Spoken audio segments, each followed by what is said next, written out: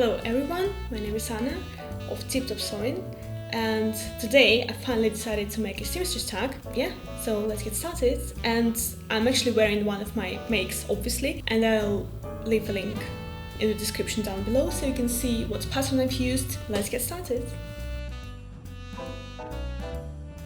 My name is Anna and I've been sewing for quite a few years, and I have a blog, Tip Top Sewing, and I have an Instagram account as well where I share much more, I would say, than on my blog. I share the process of making some of the garments, finished garments obviously, things that inspire me, and obviously just some everyday life type of things. Well, it's been quite a few years ago, something like 7, I would say, years ago, and maybe 8. It all started because I've got into that rockabilly dancing, and I obviously wanted not just dance and listen to music, live music. I obviously also wanted to look quite appropriate to the occasion. I had some dresses, some 50s style dresses in my wardrobe, but they were by quite a popular ready-to-wear brand, and when I would go to those events, every single time there'll be at least one girl wearing something I'm wearing, and at least one girl that will be wearing something I have at home in my wardrobe. So it wasn't really nice, and I obviously wanted to look more unique, let's say. So I thought why, well, that I kind of should do something about it. And obviously there was one possibility, which is go on the internet and order something online. But I must say, back then, because in regular shops it's very, very difficult to find something like that. So I looked on the internet, and there were some shops that were selling those rockabilly clothes, rockabilly dresses, but they were, first of all, quite expensive. Second of all, nothing really very interesting. But not a very big selection. But the biggest problem was it was quite expensive, and I wasn't quite ready to spend a lot of money for something I'm just going to wear for, I don't know, dancing classes or dancing events. So what I did was I asked some girls like where they were getting their absolutely amazing 50s style dresses, and there were people that were getting proper vintage clothes from vintage shops, and that sounded like a good idea, but I'm not very into old second-hand things, be it like vintage, amazing, fantastic 50s style of 50s dresses, or be it something just second-hand. So I thought, well, it's not really my path, I would say. So I also found out that many of them are going to professional dressmakers, and those dressmakers are making them custom-made, fantastic 50s style dresses. So that was kind of like a pet idea for me, but I wasn't ready to pay a lot of money for that, and because obviously it costs a lot to go somewhere and order a custom-made garment. But I went to one place close by, like almost next door to where I lived at the time. It was like this regular kind of mending adjustment type of place, so it's a place where you will bring your jeans to, well, be adjusted. So it wasn't like any fancy dressmaker place. It was quite a cheap one, I would say, because, well, what they do is, well, very cheap, not difficult tasks. So, and there was a guy there, and I asked him like how much will it cost to I would say that I decided that maybe I can afford getting just a regular circle skirt, nice skirt made from a nice fabric, and it will already be a good addition to my wardrobe. Plus, I always I wanted to understand it wasn't only about first dancing class. I always liked 50s style, and I always liked wearing feminine clothes and nice garments. So I went to that place and I asked the guy how much will it cost to sew a really simple full skirt, and he told me how much it was, and I don't remember exactly, but I don't remember exactly how much it was, honestly, but it was truly a lot. It was truly a lot, and especially because, as we know, to sew circle skirts is one of the easiest tasks if you know your measurements of a waist. So it's not very difficult, it's quite easy. So I wasn't really impressed, especially because I was understanding already, even though I wasn't experiencing sewing at all, I already was understanding that it's way too much, he wants way too much. So I thought, why shouldn't I try to sew myself? Because we obviously had a vintage sewing machine at home, and I could ask my mom to show me how to do it, how to do some basic stitches and how to, well, just do it. And yeah, that's what I did. I picked up our old sewing machine and tried to sew, and obviously I had to ask my mom to show me how to do the basic stitches, and because I didn't remember any of these school lessons about how to do it, and it wasn't very easy, but well, I still kind of enjoyed it, so I carried on, and I'm really glad because, well, now it's my favorite hobby. That's a difficult question because I still didn't sew something that is.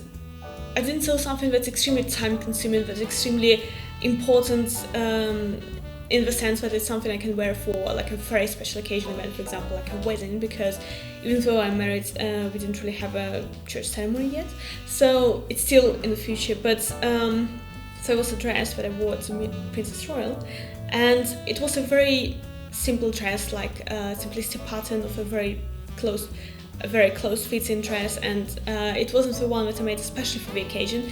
It's just that I picked to wear it, and obviously it's quite a proud make, not because it's very special itself, but because I have good memories connected to it. There were some garments I made in the beginning when I just started sewing, and even though some of them I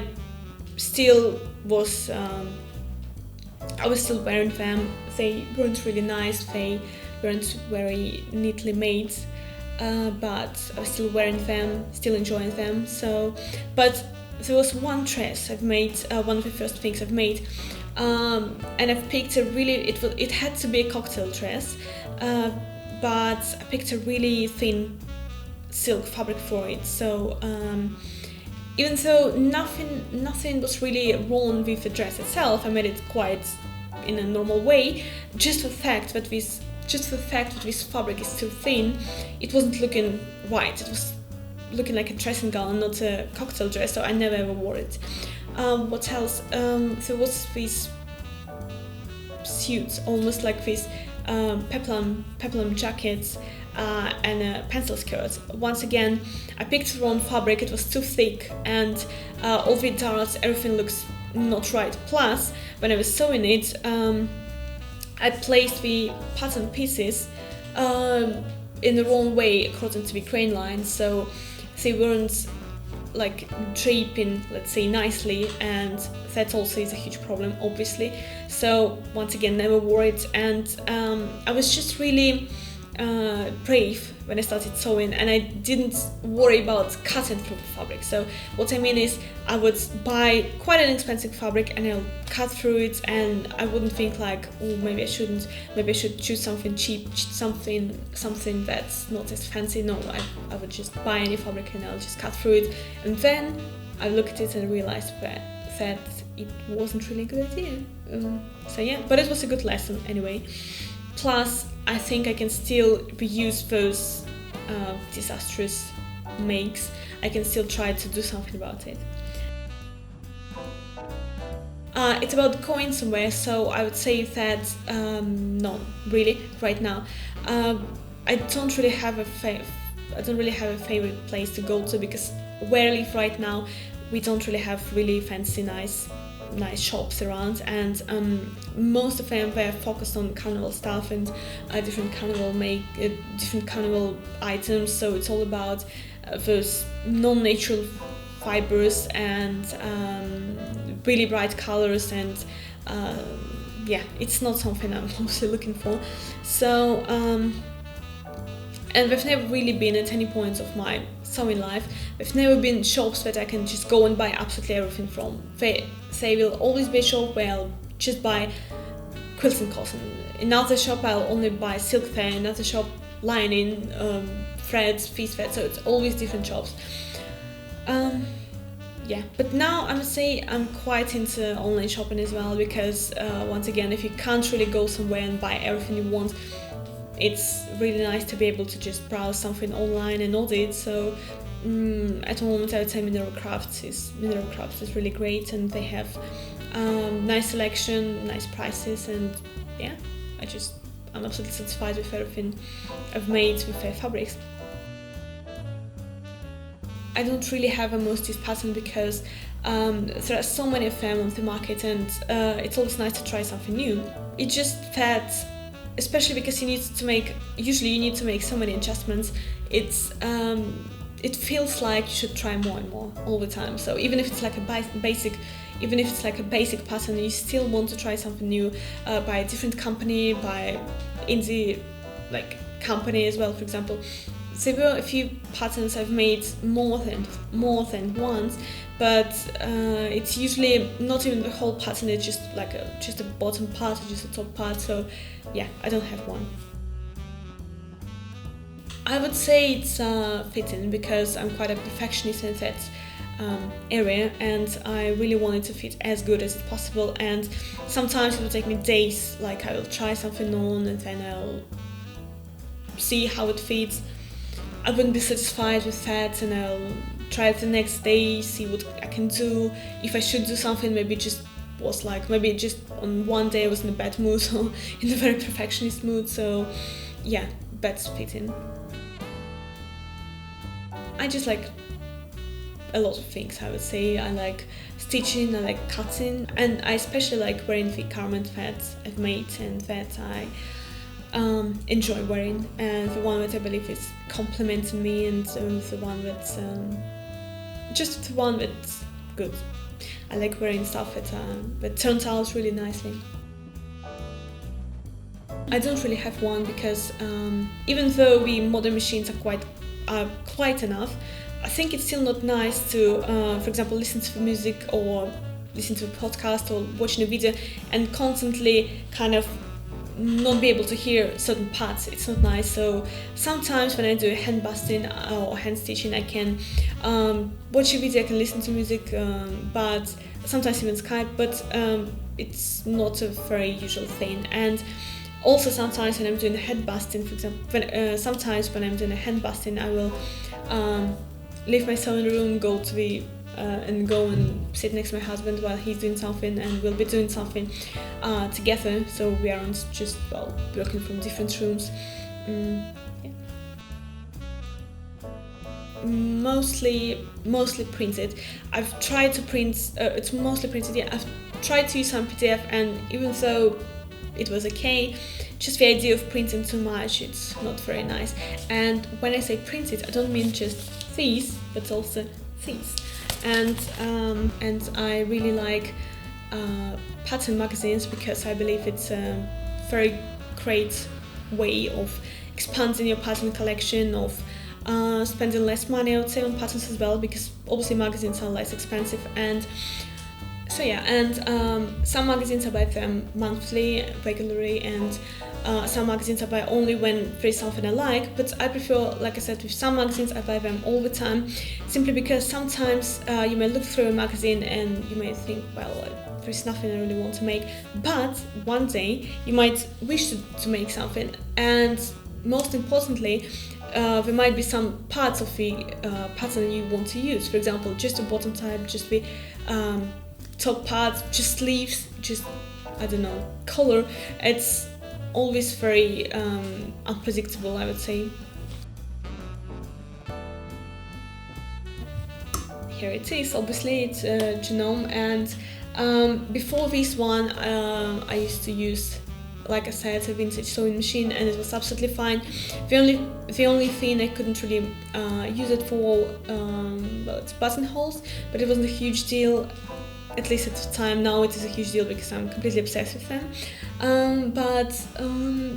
Yeah, I've bought it because I bought it when I moved here, and I didn't want to bring my I just couldn't bring my old machine here, and I'm quite happy with it. There's nothing I can say against of it. It's really great. It's computerized, but it has all the basic things I needed, and I'm absolutely happy with it. Can highly recommend it. And I also have a brother serger, the most common one. I think it's 1034D, I guess. And once again, also nothing bad I can say about it. Yes, obviously I have other hobbies, and probably the biggest one I have right now is baking. I always liked it, but now I like it especially because my husband likes sweet things and baked things, so at least once a week I bake something. Sometimes I bake something during the week as well, because it's obviously possible to make something low carb, something healthy. I also like obviously reading something historical, some classical literature. And I really want to get into knitting as well, because I think it's a very great hobby. It will be quite satisfying to wear something I've knitted. And I've tried to knit when I was like 7, but didn't get too much into that hobby, unfortunately. But I think it will be a great crafting thing that I can do apart from sewing. So yes, that was my Seamstress Tag video. I hope you enjoyed it. If you did, you can hit the like button, you can subscribe to the channel, because soon there'll be more videos coming up, and I hope you'll enjoy it. You can also check my blog, my Instagram, and there'll be links down below. And yeah, see you next time. Bye.